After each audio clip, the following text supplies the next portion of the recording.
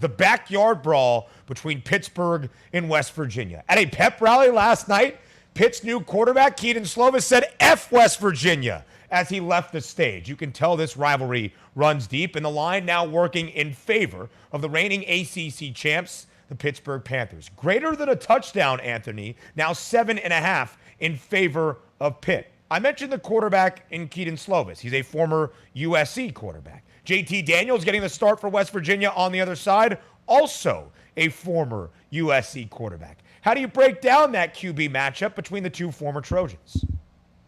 Yeah, I mean, who would have thought we would have been here, back in 2019 when Keaton Slovis took over for JT Daniels, who had a season-ending injury there.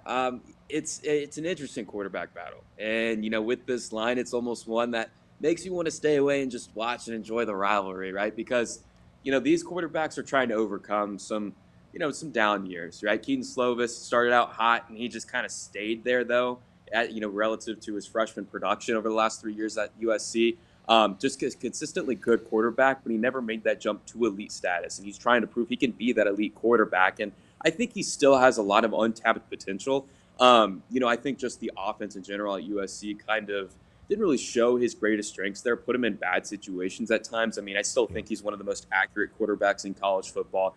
Just the way he can maneuver the pocket and, stay calm in long developing plays. I mean, you see the traits there, right? Not necessarily the elite physical tools you see with some quarterbacks, but I still think he can perform at a very, very high level at the collegiate level. It's just, how does he kind of gel with this new offense, right?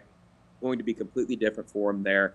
How is his relationship with the receivers? I'm excited to see what he can do there, especially with Kanata Mumfield, the Akron transfer, very high on him. And then JT Daniels, who I've always said is a little bit more overrated than over the last couple of years, when he was at Georgia. I think everybody points to that one game he had against Mississippi State back in 2020. Outside of that, we just really have not seen him perform at a quality level, consistently there. So, I'll be interested to see how these quarterbacks kind of, gel and mesh in their new environments. I think Keaton Slovis is in a much better situation.